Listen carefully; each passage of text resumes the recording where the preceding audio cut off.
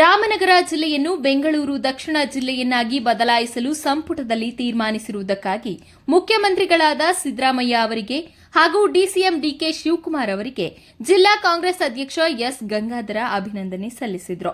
ಬೆಂಗಳೂರು ಎನ್ನುವ ಹೆಸರು ವಿಶ್ವದಲ್ಲಿಯೇ ಬ್ರ್ಯಾಂಡ್ ಹೆಸರಾಗಿದೆ.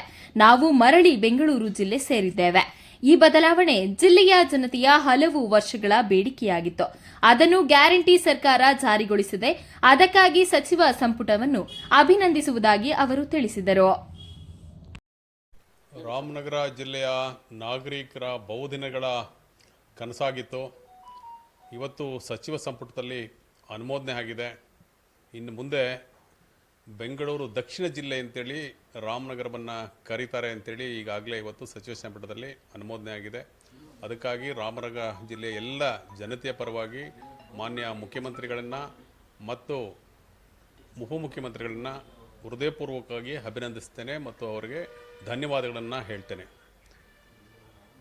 ಏನು ವಿರೋಧ ಪಕ್ಷದವರು ಏನು ಹೇಳ್ತಾ ಇದ್ದಾರೆ, ಆದರೂ ರಾಮನಗರ ಏನೂ ಚೇಂಜ್ ಆಗೋದಿಲ್ಲ. ರಾಮನಗರದ ಎಲ್ಲ ಕಚೇರಿಗಳು ಅಲ್ಲೇ ಇರ್ತವೆ. ರಾಮನಗರದಿಂದ ಯಾವುದೂ ಕೂಡ ಒಂದೇ ಒಂದು ಸಣ್ಣ ಇದು ಕೂಡ ಚೇಂಜ್ ಆಗೋದಿಲ್ಲ.